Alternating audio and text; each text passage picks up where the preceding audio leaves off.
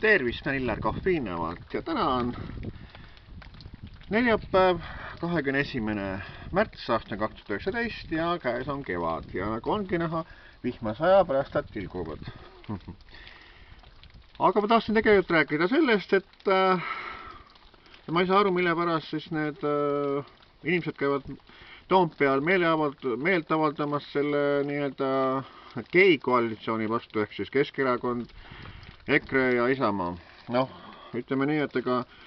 EKRE ja Isamaa poolde ei ole minagi, eks ole, aga kui nii-öelda sitemast parim võtta, nagu öeldakse, et siis noh, et parem olgu siis juba need EKRE ja Isamaa seal võimuliidus kui see kuradi Reformierakond, et kelle puhul ei ole siiamaani või noh, selge, et kuidas nad jälle olid osalised seal nende VEB-fondis kaduma läinud nende miljonite dollarite osas, sõnaga, et siis on see asja keerutatud ja nii, et ei ole mingit selget vastust antud, sõnaga, et ma ei saa aru, mille pärast siis rahvas nagu siis selle vastu, mingu siis ka siis Toompeal protestima selle vastu, et hakatakse neid VEB-fondi, neid miljonite eurode kadumist hakatakse uuesti päevakorda võtma ja neid asju arutama, et seda oleks vaja teha, aga mitte lihtsalt, et mingisuguse, noh, lihtsalt mingi võimuliidu vastu nagu välja protesti avaldada, et mina soovitan, et rahvas minge Toompeale ja nõudke, et VEB-fondi miljonite dollarite kadumise lugu hakatakse uuesti uurima, et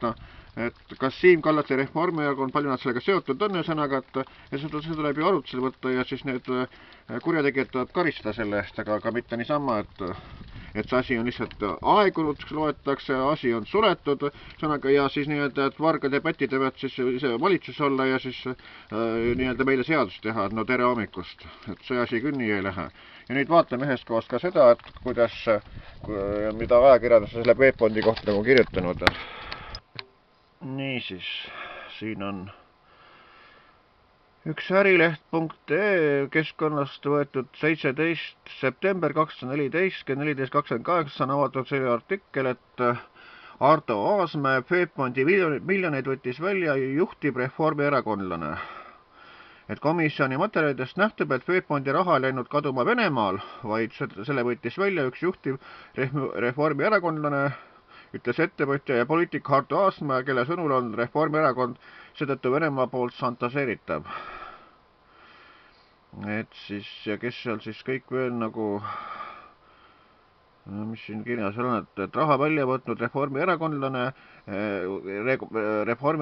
nime Aasmäe ei ütle, kuid lisab samas, et see nimi pole põhimõtteliselt saladus, sest ka niinimetatud Vakra uurimiskomisjon, Riigikogu VEB-fondi uurimiskomisjon väidetavalt teadis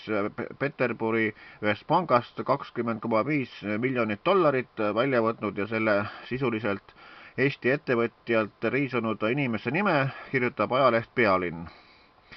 Dokument, kus peaks mustvalgel selguma raha välja võtnud inimese nimi, on aga kaitsepolitsei poolt salastatud. No vot, kaitsepolitsei jälle varjab siis pätte ja siis vargaid ja sõnaga, siis jälle on kaitsepolitsei,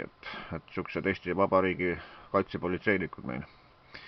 Ja arvan, et igasuguste arusaamatuste vältimiseks peab Reformierakond viima läbi sisejuurdlus, et tuhanded reformierakondlased ei piinleks teadmatuses, ütles Aasmäe. Neil on kõik võimalused see isik välja selgitada. Ta lisas, et niikaua kui asi pole avalik, on võimalik VEB-fondi loogos seotud tegelasi šantaseerida.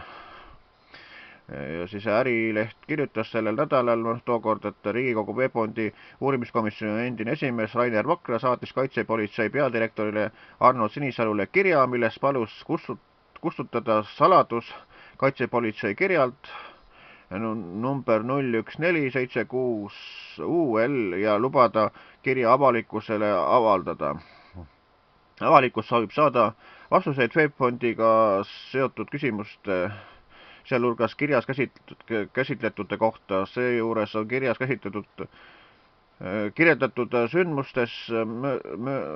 sündmustes möödas enam kui 15 aastat, mille tõttu ei ole tõenäoline, et teave avalikuks tuleb,